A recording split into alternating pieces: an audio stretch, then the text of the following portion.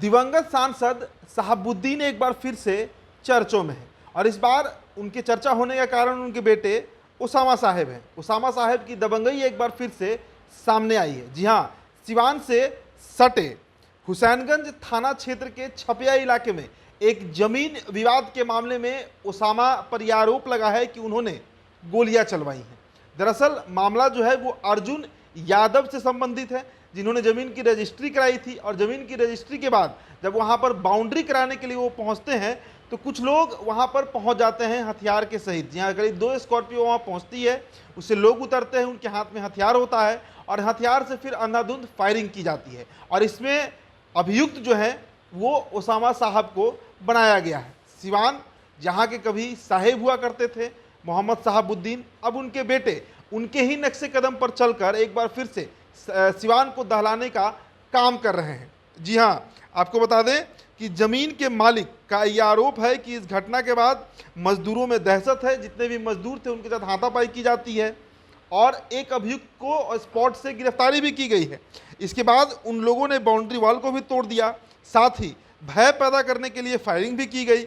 इस घटना के बाद इलाके में दहशत का आलम है और ध्यान रहे कि उसामा साहेब जो हैं वो दिवंगत सांसद शहाबुद्दीन के बेटे हैं और उसामा को अपने पिता से विरासत में यही सब मिला है, क्योंकि शहाबुद्दीन जो थे वो भी ज़मीन दखल लियाने में, अपहरण में और कई तरह के मामले में अभियुक्त रहे हैं। तो अब उनके ही नक्शे कदम पर उसामा चल रहे हैं। और आपको बता दें कि गोलीबारी की सूचना जब 112 जो नंबर है डायल, उस पर डायल किया गया तो पुलिस जो है वो घटनास्थल पर पहुंचती है। इसके बाद हुसैनगंज थाने की पुलिस और टाउन थाना के इंस्पेक्टर सुदर्शन राम भी दलबल के साथ वहाँ पहुँच जाते हैं, जहाँ पर पुलिस ने एक खाली खोखा बरामद किया। वही घटनास्थल पर तोड़फोड़ में क्षतिग्रस्त बाइक को भी पुलिस थाने ले गई। पुलिस ने वहां देखा कि कुछ लोगों ने तोड़फोड़ मचाई है।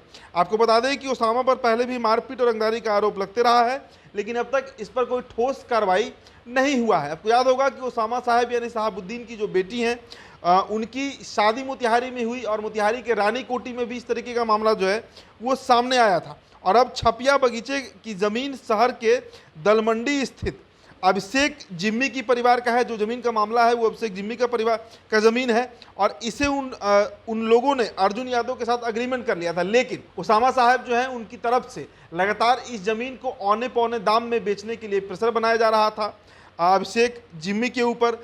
और जब वो तैयार नहीं होते हैं और अग्रीमेंट जो है वो अर्जुन यादव के साथ कर दिया जाता है, यानी अर्जुन यादव जो है वो अभिषेक जिम्मी से उस ज़मीन को खरीद लेते हैं और फिर जब बाउंड्री कराने के लिए वहाँ पर पहुंचते हैं तो दलबल के साथ कुछ लोग पहुंचते हैं, हथियार के साथ पहुंचते हैं और फिर ताबड़तोड़ फायरिंग की गई है।